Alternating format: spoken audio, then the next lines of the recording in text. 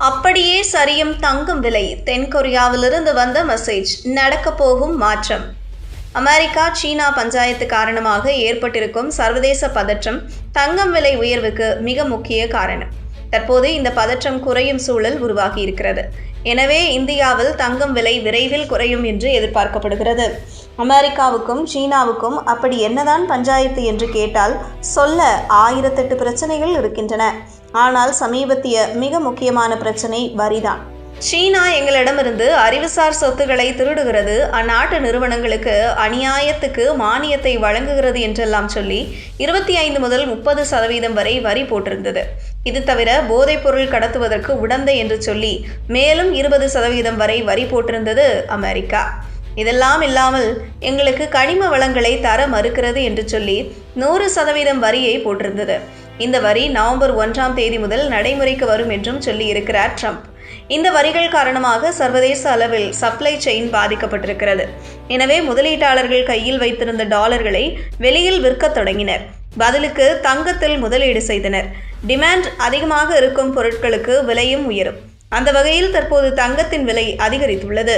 ஆனால் தென்கொரியாவில் நடக்கும் ஆசிய பசிபிக் பொருளாதார ஒத்துழைப்பு உச்சி மாநாட்டில் சீன அதிபர் ஜி ஜின்பிங்கை சந்தித்து ட்ரம்ப் பேசுகிறார். இந்த சந்திப்பில் இரு நாடுகளுக்கும் இடையேயான வர்த்தக தலைவலிகள் தீர்க்கப்படும் என்று எதிர்பார்க்கப்படுகிறது. பஞ்சாயத்துகள் 100% சரியாகவில்லை என்றாலும் கூட 50 முதல் 70% தீர்வு காணப்பட்டாலும் சர்வதேச அளவில் ஏற்பட்டிருக்கும் பதற்றம் குறைந்துவிடும். எனவே இந்த சந்திப்பு மிகுந்த கவனம் பெற்றிருக்கிறது.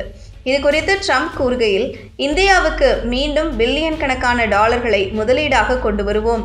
இதற்கான முயற்சிக்கு மேற்கொள்ளப்பட்டிருக்கும் இந்த பயணம் மிகச் சிறந்தது.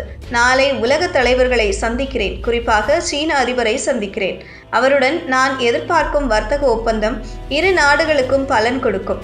போர் அல்லது மோதல்களை காட்டிலும் பேச்சுவார்த்தைகள் முக்கியத்துவம் கொண்டவை என்று கூறியுள்ளார். இந்த மாநாட்டுக்காக ட்ரம்ப் 6 நாட்கள் ஆசியாவில் கழிக்கிறார். கடைசியாக கடந்த 2019 ஆண்டு ஜப்பானில் வைத்து சீன அதிபரை ட்ரம்ப் சந்தித்திருந்தார். இதனையடுத்து வரும் வியாழக்கிழமைதான் இரு தலைவர்களும் சந்தித்துக் கொள்கின்றனர்.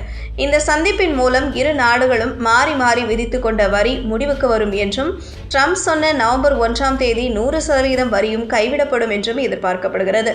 இதன் மூலம் சர்வதேச வர்த்தகத்தில் அமைதி திரும்பி தங்கம் விலை குறையும் என நம்பலாம்.